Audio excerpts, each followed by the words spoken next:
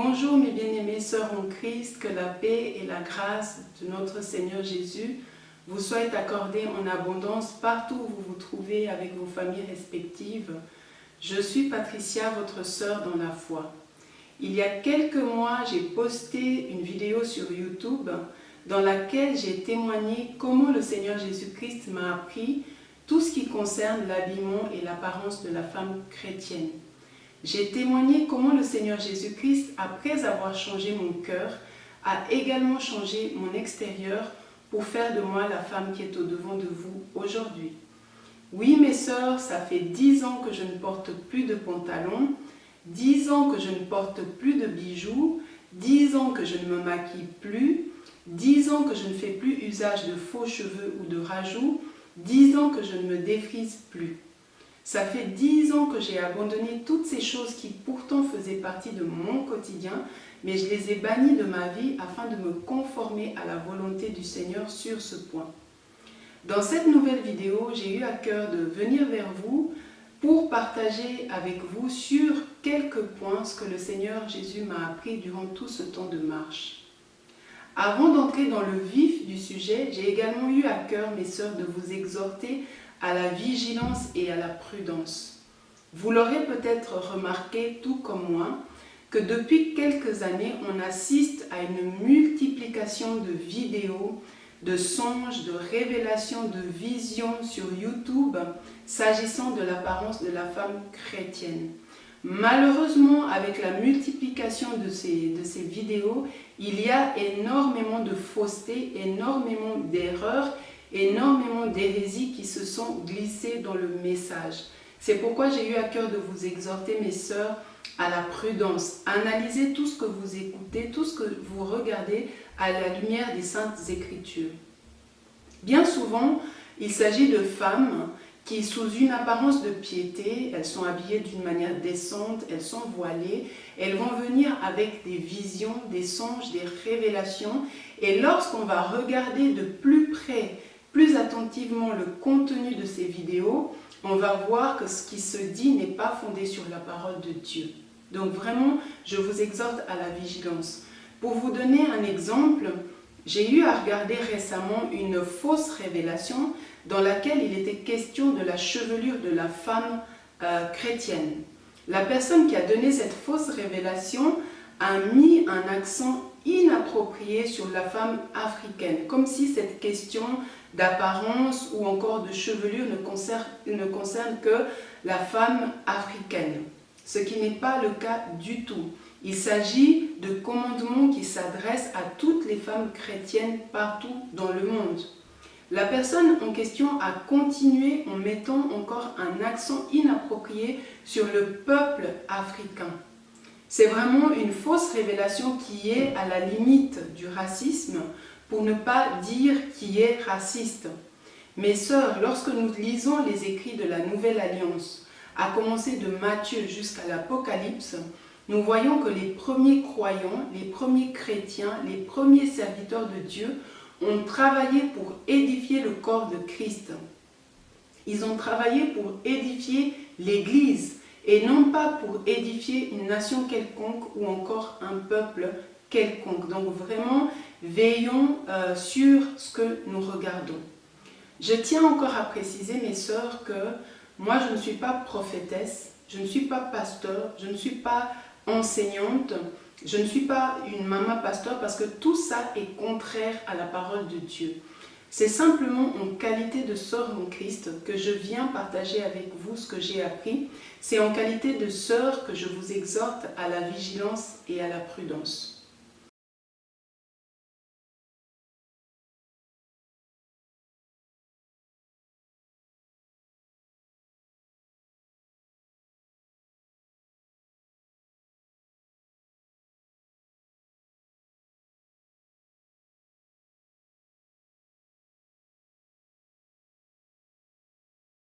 Avant de poursuivre plus loin avec la vidéo et d'aborder les questions qui vont nous occuper aujourd'hui, j'ai eu à cœur, mes sœurs, de vous rappeler quelque chose qui est très important à mon sens. Vous et moi devons garder en tête que nous sommes sauvés grâce à la mort et à la résurrection du Seigneur Jésus-Christ. Nous ne sommes pas sauvés par les œuvres. Si nous avons décidé d'obéir au Seigneur Jésus-Christ et de changer notre manière de nous vêtir, notre manière de nous apprêter, c'est parce que nous aimons le Seigneur et que nous voulons lui plaire dans tous les aspects de notre vie. Donc, la sanctification n'est pas quelque chose qui est à lier exclusivement à l'apparence. La sanctification est un processus qui concerne tous les aspects de notre vie et dans lequel s'inscrit la question de l'apparence de la femme chrétienne. Pourquoi est-ce que j'amène cette précision? Parce que bien souvent, lorsqu'on regarde ces fausses révélations, ces faux songes, on se rend compte que l'œuvre de la croix est mise à l'écart pour parler d'habillement, d'apparence, de cheveux, tout le temps. Ça donne un signal mauvais à des personnes qui sont mal intentionnées ou des personnes qui sont ignorantes, qui nous accusent de véhiculer un évangile qui est fondé sur les œuvres, ce qui n'est pas le cas du tout. En ce qui me concerne, je suis bien consciente que c'est la mort et la résurrection de Jésus-Christ qui me donnent l'accès au salut. La question des œuvres vient bien après.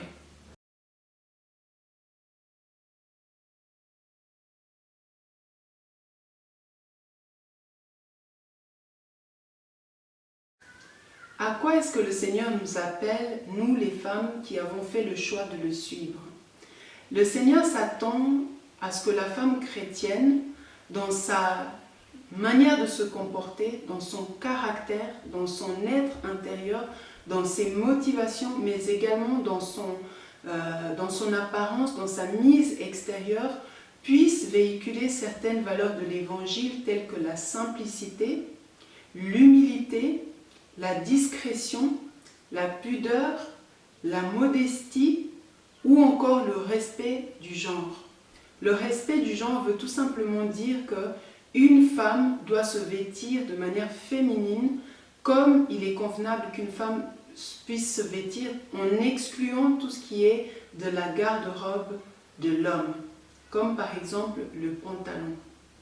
Le Seigneur va également nous éloigner des valeurs mondaines telles que l'indécence, la séduction ou encore l'extravagance. Le fait que le Seigneur nous appelle à nous écarter de cette mise qui concerne la femme mondaine ne veut pas dire, mes sœurs, que nous ne devons plus prendre soin de nous. Ça ne veut pas dire que nous devons tomber dans une forme de paresse, dans une forme de négligence. Non.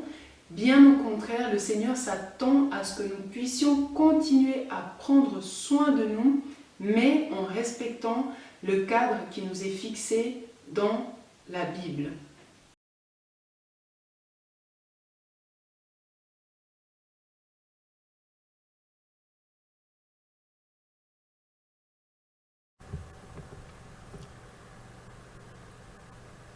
Mes sœurs en Christ, s'agissant de la question de savoir si, en tant que femme, disciples du Seigneur Jésus-Christ, il nous est permis de nous faire des tresses avec nos propres cheveux, de nous faire des tresses au fil ou encore des twists, le Seigneur m'a éclairé à ce sujet il y a quelques années de cela, en 2017. Lorsque je me suis convertie en 2012 et que j'ai abandonné l'usage de faux cheveux, l'usage de tissage, j'ai commencé à prendre soin de mes cheveux en visionnant des vidéos sur YouTube.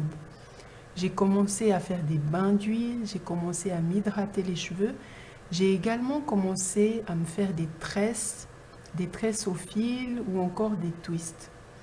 Sans me poser aucune question à ce sujet, le Seigneur ne m'avait pas non plus fait de reproches à ce sujet. Mais en 2017, j'ai visionné une vidéo qui traitait de l'apparence de la femme chrétienne, notamment de la question de sa chevelure. Et dans cette vidéo, il y a eu un commentaire qui a retenu mon attention. C'était une femme qui disait que son pasteur lui avait dit ou lui avait appris qu'on ne pouvait pas se faire de tresses avec nos propres cheveux. Ce commentaire m'avait interpellée parce que jusque-là, je ne m'étais pas posé la question de savoir si j'étais en accord avec la parole de Dieu ou pas, en me faisant mes propres tresses avec mes cheveux. Et en plus, j'étais triste parce que l'idée d'arrêter de faire ces tresses m'a attristée parce que je me demandais, mais comment est-ce que je vais faire pour entretenir mes cheveux?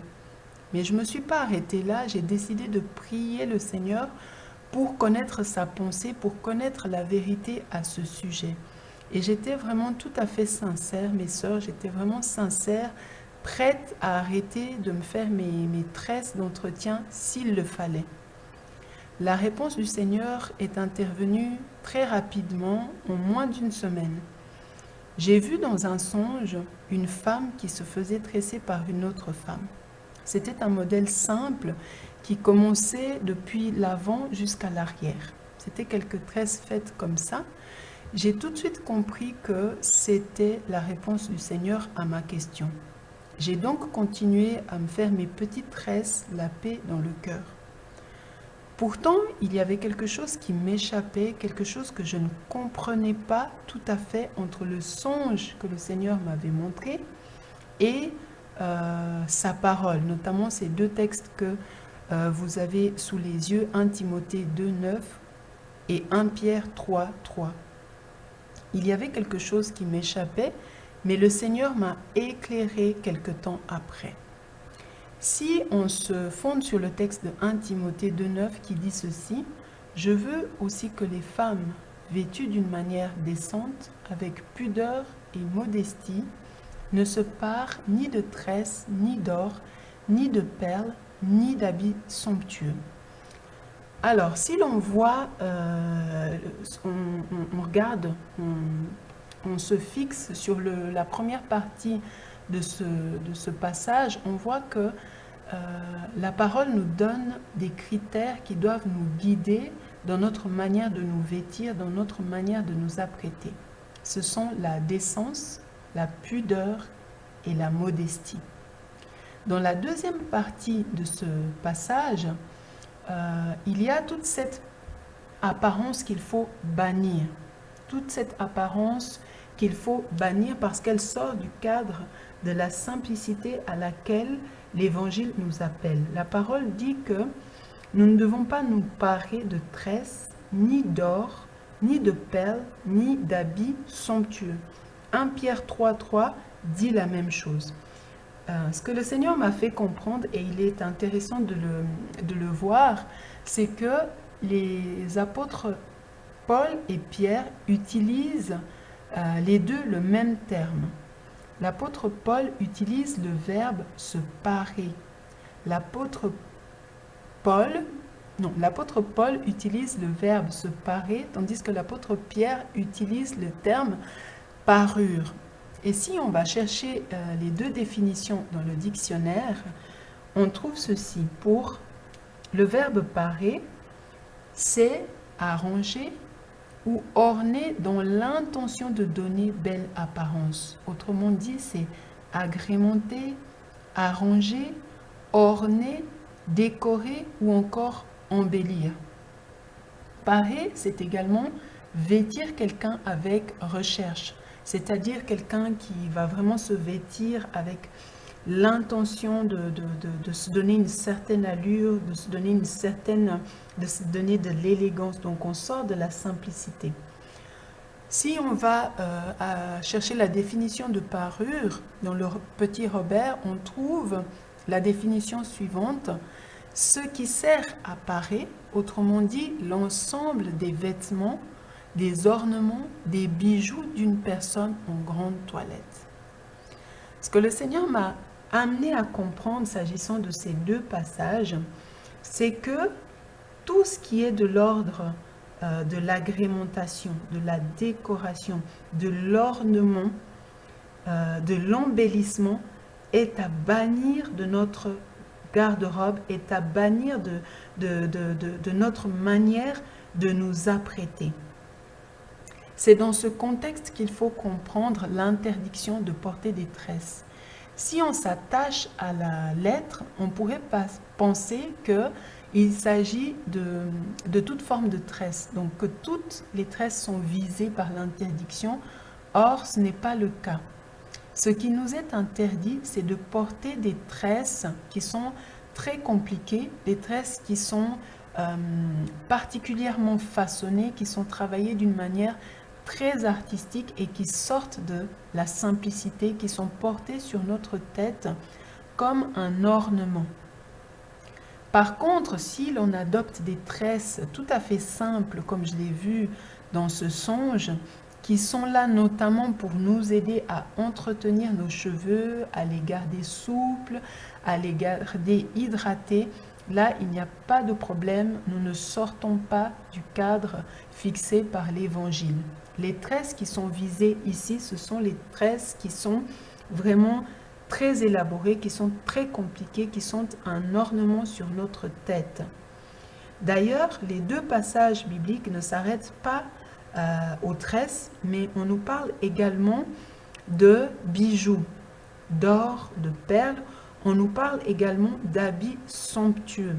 Mes sœurs, nous le savons bien, que le vêtement a pour fonction principale de nous couvrir, de nous habiller, de nous protéger contre le froid ou encore contre le soleil. Par contre, il y a également des vêtements qui ont une autre fonction, c'est celle vraiment de nous mettre en avant.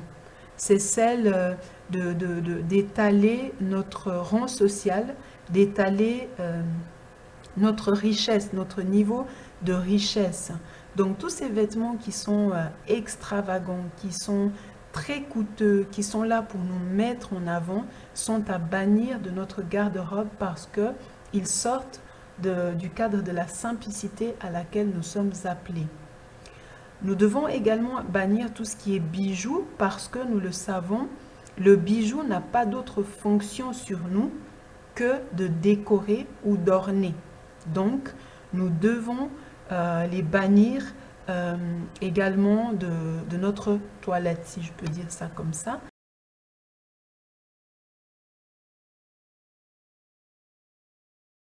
Au sujet du port du voile, mes sœurs, j'ai déjà eu à évoquer le sujet dans une vidéo précédente, mais j'ai souhaité y revenir afin d'amener quelques petites précisions. Il est vrai que j'ai eu à écouter sur YouTube des femmes qui s'exprimaient disant « Finalement, moi je suis appelée à prier en tout temps, c'est la raison pour laquelle je me voile tout le temps. » Alors, il est vrai que la parole nous ordonne de prier sans cesse. Mais même si nous sommes appelés à prier sans cesse, nous ne prions pas 24 heures sur 24. Et durant ces moments de la journée pendant lesquels nous ne prions pas, si nous ne sommes pas voilés, nous ne péchons pas. Vous le savez bien, ce commandement qui se trouve dans le livre de 1 Corinthiens, chapitre 11, versets 1 et suivants, s'adresse à des femmes qui ont fait le choix d'obéir à la volonté du Seigneur. Le commandement s'adresse à des femmes qui sont pleinement spirituelles, mais malgré tout, on nous précise à quel moment nous devons porter le voile. J'ai également eu à lire un commentaire à ce sujet. C'était une femme qui s'exprimait disant que la femme doit se voiler en tout temps afin d'éviter d'attiser la convoitise des hommes. Si nous revenons dans le texte de 1 Corinthiens 11, 1 et suivant, nous voyons non seulement que la Bible nous précise à quel moment nous devons porter le voile, mais la Bible nous précise également la raison pour laquelle nous devons nous voiler. Le voile représente la marque de l'autorité de laquelle on dépend. Donc, nous ne devons pas nous voiler afin d'éviter d'attiser la convoitise des hommes. Par contre, ce qu'on peut faire si nous décidons de ne pas nous voiler en tout temps, c'est simplement d'adopter des coiffures, soit un chignon, soit les cheveux qu'on va laisser tomber comme ça, des coiffures qui sont simples, qui sont discrètes, qui sont modestes et qui justement ne vont pas attiser l'envie des hommes. Si on se coiffe de cette manière, alors dans ce cas, on est pleinement dans le respect de la parole de Dieu. Mes sœurs, à vous qui avez décidé de vous voiler en tout temps, personnellement, je respecte, mais par contre, je vous exhorte à ne pas en faire un commandement pour toutes les autres sœurs parce que ce n'est pas un commandement du Seigneur. Je vous invite également, mes sœurs, à ne pas considérer les femmes qui décident de ne pas se voiler en tout temps comme étant moins spirituelles que vous.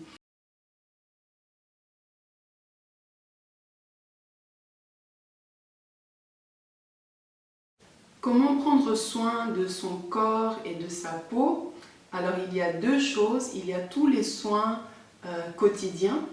On peut tout à fait avoir un lait corporel pour tous les jours, une crème hydratante ou encore des huiles qu'on va appliquer sur notre peau tous les jours afin de l'hydrater, la nourrir et la garder souple.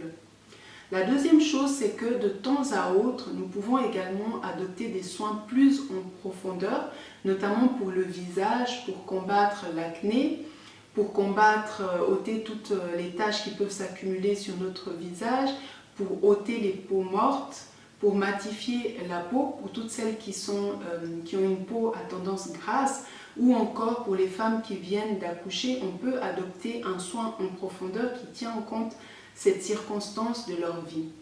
C'est vrai que la notion de masque pour visage est un peu ambiguë parce que on est au courant des réalités spirituelles, mes sœurs, et on n'a pas forcément envie de parler de masque pour visage.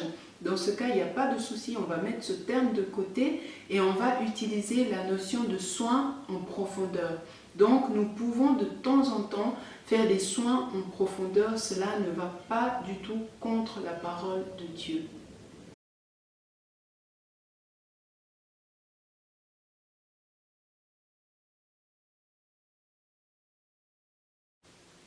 Est-ce que la femme chrétienne peut faire usage du sac à main?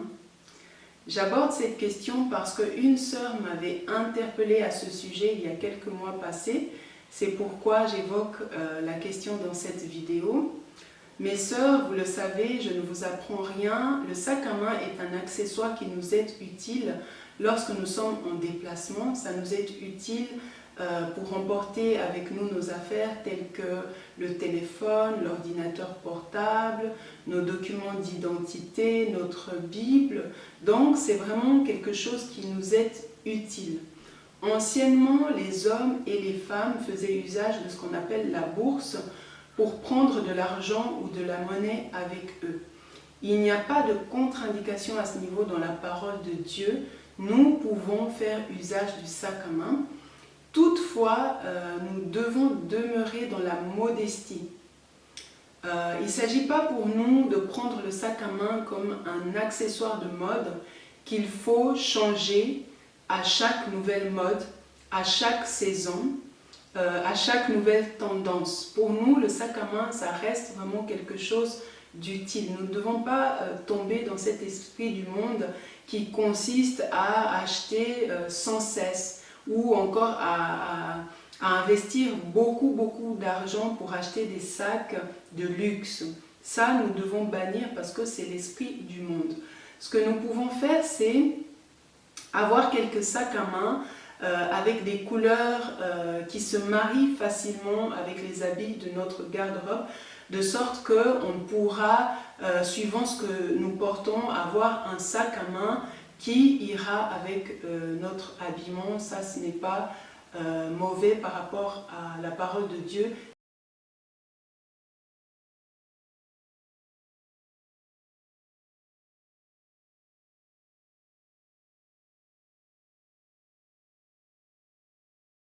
Est-ce que la femme chrétienne peut porter de toutes les couleurs ou bien est-ce qu'il y a des couleurs qui lui sont interdites? Cette question m'a été inspirée par une fausse révélation que j'ai regardée sur YouTube, dans laquelle une femme affirmait que selon le Seigneur, les femmes chrétiennes ne peuvent porter ni le rouge ni le noir. Ce qui est totalement faux par rapport à la parole de Dieu. Ça n'a pas de fondement biblique. Mes sœurs, nous pouvons porter de toutes les couleurs, y compris le noir ou le rouge. Simplement, nous devons, dans le choix des couleurs, respecter les critères bibliques, notamment la discrétion, la simplicité, le fait de ne pas vouloir séduire ou attirer une attention excessive sur nous. Donc ça va naturellement exclure toutes les couleurs, à mon sens, qui sont fluo, par exemple le orange fluo, ou bien les couleurs qui sont flashy. En dehors de ces couleurs qui vraiment attirent le regard, il n'y a pas d'interdiction par rapport à une couleur ou à une autre. Donc nous pouvons porter de toutes les couleurs.